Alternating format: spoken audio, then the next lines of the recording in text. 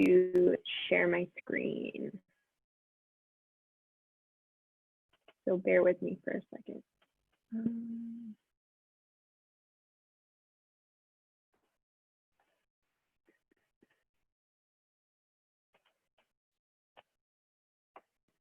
Okay, so it says I'm sharing. If that is not the case, unmute yourself and call me out. Okay, so hi, my virtual friends. Today we're going to talk about an intro to LYT Yoga, which is a style of yoga that I teach. We'll talk about how it started and some of its fundamental principles and the underlying science behind it, and kind of how that science ties into the benefits that most people feel, or not most, but a lot, that generally people who practice this style of yoga end up feeling. One thing I really like about the LYT method is that it was very intentionally created, and I think that the tie between the founding principles in the movements really do translate to clear benefits and just feeling better in our bodies and our spirits. So, a little intro. My name is Meredith. I teach at the fitness center at GW, of course. This summer, I'm teaching from 1 to 2 p.m. here virtually at this same meeting ID. So that info is later in the slideshow, but just wanted to start that off. I got my LYT Yoga certification this past August. I have been a dancer my whole life, and really all through my late teens, early 20s, knew that I wanted to get my yoga certification at some point, and I just hadn't found the program that called to me. But LYT Yoga ended up just being the one, and it's honestly one of the best things I've ever done is get certified in this method and really just discover this practice.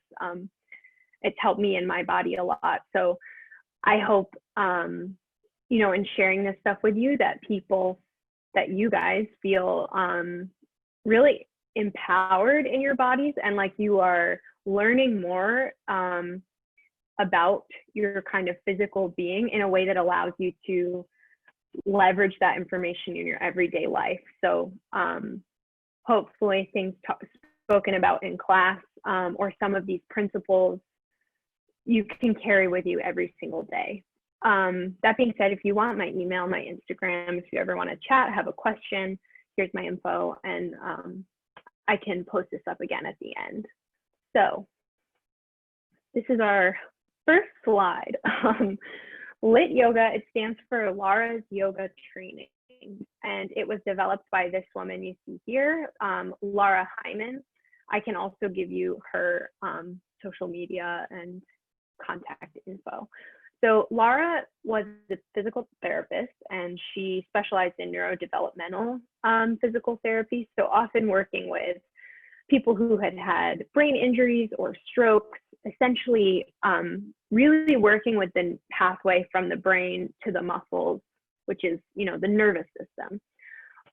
So she realized that in working with her patients in her physical therapy clinic, that they were progressing at rates that were astounding, and her kind of, traditionally able-bodied yoga students were actually not progressing in the same way.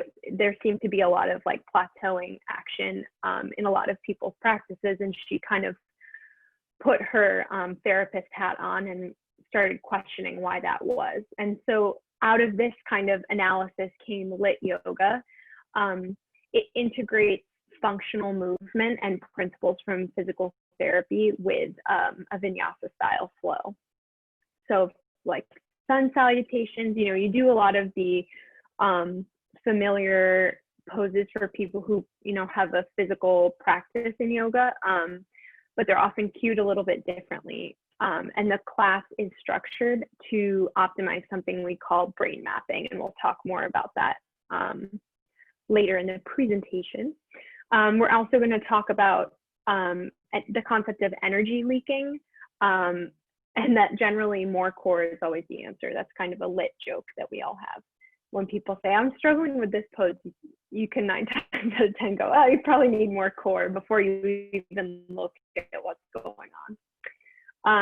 That will lead us into talking about posture and how our physical posture every single day affects all of our movement practices. And generally in LYT, we are thinking about finding length from a place of strength, from stability, rather than just solely emphasizing stretching or flexibility. So we'll get a little deeper into these things here. And we'll do questions at the end. So if something comes up, feel free to write it down for yourself or just, sit tight with it. And then we can do that. I'm just gonna adjust right now. The little screens are, okay, that's better. I just had to move it on my screen. So the first topic we're gonna talk about are this kind of neurodevelopmental element. So humans have motor development patterns, and that's just literally out of the womb how we learn to use our body and contend with gravity and the world around us. And the amazing thing is that all of us follow this similar pattern, and you can see it outlined in the cartoon here. So, the classic thing that I always think about with babies is tummy time, when babies are learning to lift their head up, and then after tummy time comes turning onto the back. After that, we start to get a little bit of mobility, moving towards a crawl position from the tummy time, and then slowly making our way up to standing. So the amazing thing, and the thing that LYT taps into, is that we have all moved through this movement foundation. There are some exceptions, like some people skip crawling, but for the most part, all bodies and all brains have moved through this process of developing movement in the body and integrating the body systems. So LYT tries to harness that. And essentially it's this concept that we have this ingrained deep in our brain, almost evolutionarily, it's in there. So if at the beginning of class, we can kind of tap into that process of integrating, we can more efficiently have the brain speak to our muscles. And all of this neurodevelopment stuff is about getting that pathway from muscle to brain, brain to muscle, firing quickly so that we can call upon our body when we need it, as we need it, and in an efficient manner. So there is a specific sequence all LYT classes follow, and they all start with what we call the reset. And the reset is paying, dues to our motor development patterns. So in the reset, we will always start on our backs. So we always start in LYT classes on our backs doing a low bridge. So that's lifting the pelvis off the mat, just 6 inches. Activates the glutes. It starts to neutralize our pelvis, so kind of get our pelvis in a position that's not aggravating the low back. And we also see that supine is happening, in this early developmental stage. We will be on all fours, so in this crawling position, preparing for movement. We'll find a half kneel position before finding vertical. We always find cobra position, which is this tummy time, head up. And then we finally, after moving through all of those movement patterns, we will come to standing. And the idea is that this reset literally resets our system and helps us remember how to integrate properly, core, our glutes, standing vertically, getting the head on the axis. So it's kind of like a hack, like hacking our nervous system. And then another key element with the neurodevelopmental piece here is repetition in our sequencing. So classes are typically crafted very intentionally in LYT.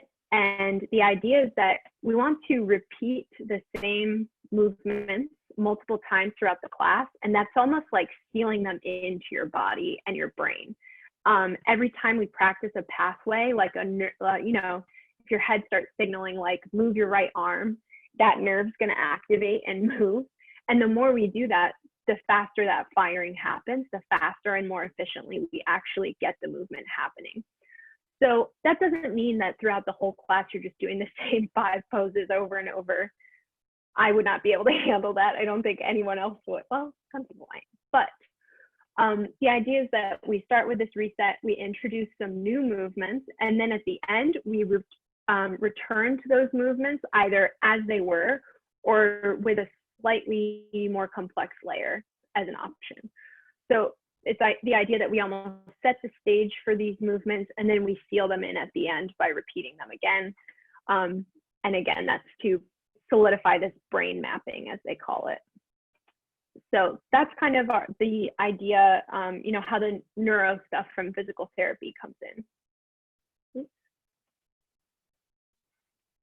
Okay. Next thing we'll talk about are those energy leaks, the core, and posture. So posture is kind of so ubiquitous in all LYT classes. And the idea behind it is that the way we stand every day in life is how we're going to show up on the mat.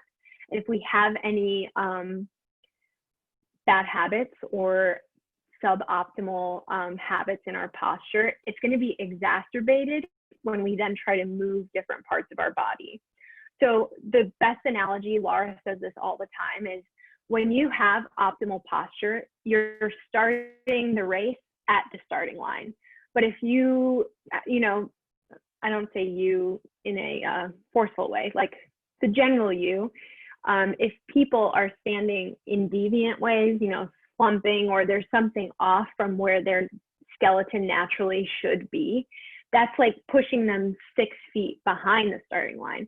So you're not even, you have extra distance to go before you even, like you can't even reach the people that are already standing with optimal posture. So it just adds this additional challenge to every movement you're going to do. So a quick hack that we use in LYT to get people clicked into their posture is the triple S. I love this. It's like a heuristic, I think they call it, where you can just easily remember a complex idea. Triple S stands for skull, scapula, and sacrum. And the idea is that all three of these things should be aligned for optimal posture. So, and when we discuss the skull, we're talking specifically about the base of the skull. If you bring your fingertips to just where the neck and the skull come together, you'll feel these bony bumps. Those are called the suboccipital condyles, and that is the specific area of the skull we're talking about. So skull is here, scapula or the shoulder blades are your two wings in the back, and then the sacrum is the bony structure. It's where the pelvis and the spine meet. So it's about, I'm trying to think of the diplomatic way to say this, it's about an inch above your butt crack usually, but it's this broad bone and you can feel it there by running your fingertips over it.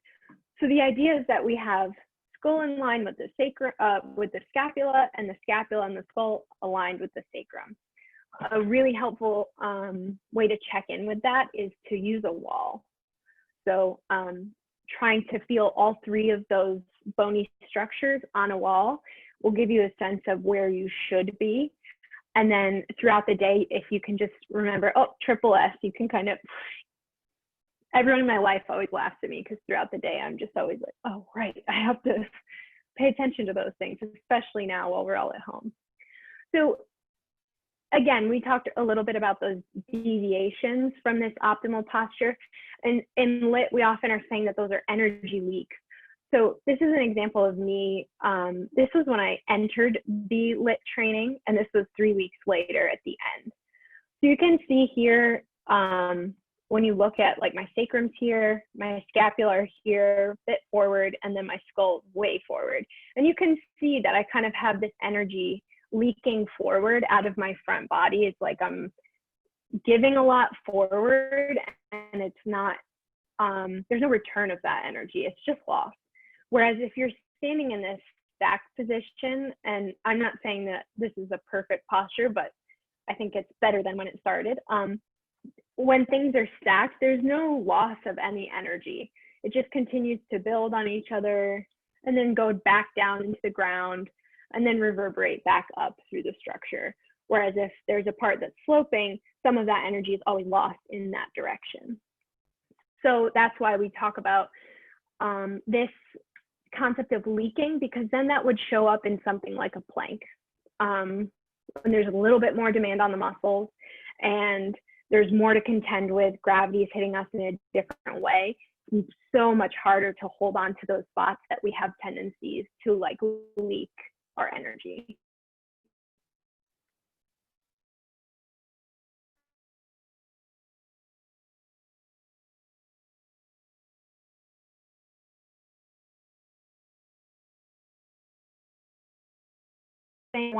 We have limited time, but yoga currently really emphasizes flexibility in the United States, in particular, or in the Western fitness and yoga world. So often you'll see on social media, on Instagram, this emphasis of extremely stretched bodies, almost like contorted positions. And LYT continually encourages people practicing to question what the function of that is. And that is not to say that having a goal of reaching a specific pose is bad inherently, not at all. But are we looking to optimize the way we can leverage our bodies every day?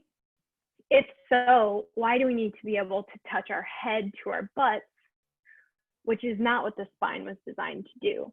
So LYT will emphasize, rather than emphasizing stretch, flexibility, leaning into all of our joints, instead we'll frame things as improving mobility. And I think mobility is kind of under discussed in the movement world, but it's gaining popularity. And mobility is really, if you look at this graphic on the left, even though it's a little pixelated, it's examining what a joint is designed to do, and it's trying to allow that joint to execute that movement to the fullest extent possible. So for example, mobile shoulder will be able to move in its full range. It's a ball and socket joint, and that means it has a lot of range of motion. But if we aren't mobile, then that means it's restricted. It can't fully move in that range of motion in the joint. So in LYT, we're really looking at the function of joints and trying to optimize what they're designed to do. This kinetic chain is what it's called, of stability and mobility, is really helpful just as something to think about with your body. Ideally, we have these major parts of the body that alternate stability with mobility. So cervical spine, generally, we want to keep stable because it's precious in there. There's spinal cord, there are nerves, there's a lot going on. So generally, cervical spine is going to be stable. Thoracic spine, which often is counterintuitive to people, should be mobile. We should be able to twist, we should be able to bend side to side.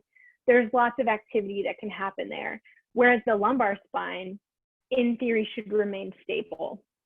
It's not designed to do big back bends, and often that's what we lean into if we are practicing those extreme positions. The hips are extremely mobile. They're different for everyone. Like the bony structure is going to be different for every single body, and that's okay. But compared to something like the lumbar spine, they can do circles, they can go in and out. The possibilities feel endless. And then again, stacking stability right next to that, the knees should not be very mobile. We see a lot of knee injuries, and it's because there's often a lack of mobility in the hip or the ankle, and then the knee gets the brunt of the challenge there. And then lastly, as I just said, the ankle should be mobile. So if we can kind of follow this general structure of optimal movement in the body, we can prevent injury and really make our practice sustainable over time. So instead of just, I don't want to say blindly, but instead of running without intention towards a pose that just has randomly been chosen as an advanced pose, really thinking critically about what is the body's optimal positioning and optimal movement patterns. What are they, and how can I tap into them, and what will that do for me? Another thing to keep in mind as we strive for this alternating structure in the skeleton are there's the concept of passive resistance, and I was just talking to Mallory about this today. But the body will move where it is easiest for it to move, and that means if we have certain habits, unless we are extremely intentional about changing them, we will just fall back into those habits over and over again because they're the most accessible. So as we, for instance, a problem area for a lot of people is the thoracic spine, where it's just not mobile and it's not used to moving. So oftentimes when we're asked to do a twist or something, which is a thoracic activity, a lot of people will move the hips or compensate in the pelvis somehow or the low back to make that happen.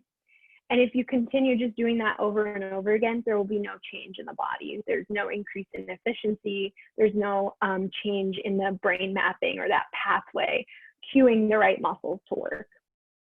So we have to be mindful of leveraging our strength and stability, like really using the brain, saying like, keep the pelvis stable, and I'm only going to be mobile in this very specific area. Maybe the range will be really small at first, but over time that starts to open up. So we really emphasize this idea of being intentional with all movements that we're doing, and really thinking about where should this be happening. And it's through this that we really start to be able to bring the physical practice off the mat. So as we kind of educate ourselves about the body in this way and moving efficiently, as you feel things open up differently, and optimize mobility, you start to feel how it affects your everyday life. You know, even something as small as bending over to pick something up off the floor or getting up off the ground if you're sitting. Like, these are things that we struggle with as a population as we age. But if we can cultivate a practice, even you know, in college or grad school or at any point in life, if we can cultivate a practice of bringing intention to our physicality and to optimizing these structures, then we can support our sustainability physically for a long, long time, and we can keep doing LYT yoga for years to come. So again, I teach on Mondays from 1 to 2 p.m. at this meeting ID. And I would love to see you there, but I'm going to open it up now for questions. And I'm just going to bring the screen. Well, I guess I'll stop sharing and then we can see each other. If you, no pressure to turn on video, but. So just feel free to unmute yourself if something comes up that you want to chat about.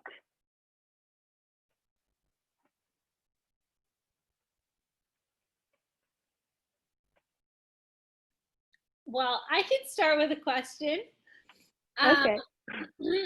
So you mentioned flexibility, like the focus on flexibility as a big difference between like classic vinyasa yoga or other yoga practices in LYT.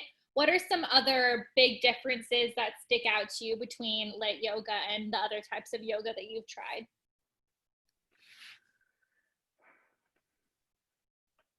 I think there are a lot of things. It's interesting, and this was my experience, and I think a lot of new LYT practitioners experience this too, but at first, I kind of wasn't sure if I liked LYT yoga. It was different. It was like similar enough that I didn't feel like, I don't even know what this is, but it was different enough that I also felt unsure of what place it held in my life, I guess. It didn't feel familiar. So I think, and there are a lot of people I've spoken to that have that same experience where the first couple of classes or that first class, they're not so sure how they feel about it, but they're just curious enough to keep trying. So like there are definitely differences that are palpable. To me, one of the biggest ones is neutral pelvis. Like, I think I say pelvis probably 100 times a class. I talk about it so much. And part of having a neutral pelvis is having activated glutes. So glutes come up a lot in class. And to me, that's just an emphasis that I hadn't really encountered before in yoga in such an intense way. It's really like a foundational aspect of LYT, that if your pelvis is like, we want our pelvis to be neutral in every single pose. So that's one that's really big to me. Another thing is that I don't think, like, a lot of the traditionally, I guess, more advanced poses like 8-angle pose or bird of paradise are not really practiced as much in LYT. And again, it goes back to that discussion of like function and what's that going to bring into your everyday life. And like, there's still a beauty in practicing those. You can definitely design a class to prep people for that. But I think before taking LYT, I'd taken classes that would put you in a really, really intensely advanced pose, like maybe 30 minutes into class. So I think it's like reframing of, maybe we might consider some movement simple, and it's this kind of like empowering reframing of those simple movements. As like, if you are in it with intention, a half kneel, like a low lunge, as we call in LYT yoga, is advanced. Like, there's a lot going on there that you have to think about.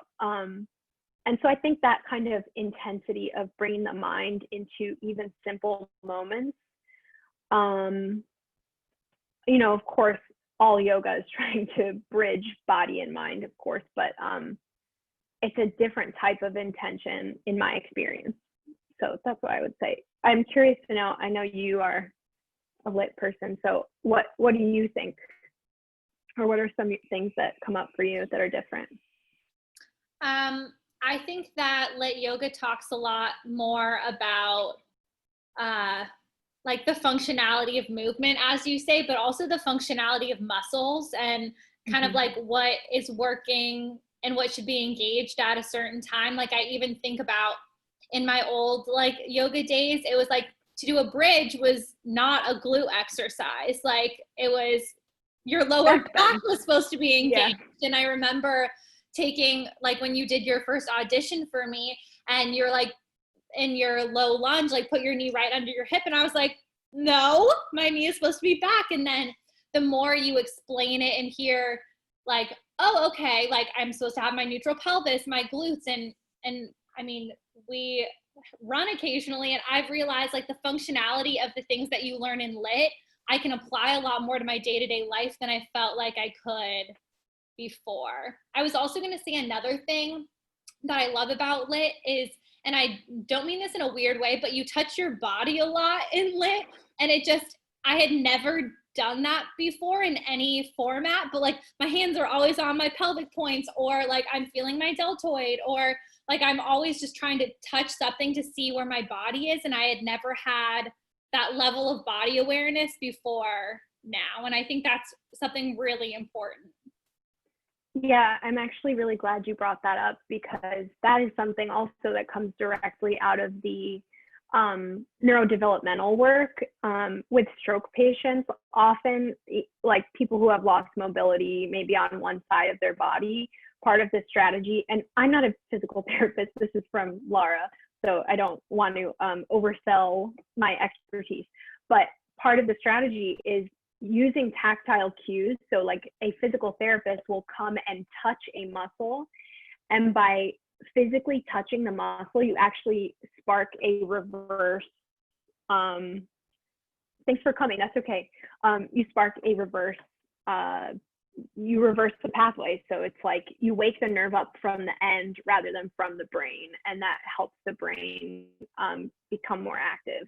So yeah, we use our hands a lot as tools in LYT to help understand where our body is in space. That's one really big thing. Like sometimes you put your hands on your hips and realize my pelvis is way out of whack right now and I didn't even feel it. But it also can help you, like I often in class, I'm like tapping my glutes a lot because sometimes they just don't want to work, and I have to hack them. I have to get them moving. So thanks for bringing that up. Yeah, that also for me was really helpful. Any other questions? Oh. Yeah, Pam, do you have any questions? I don't want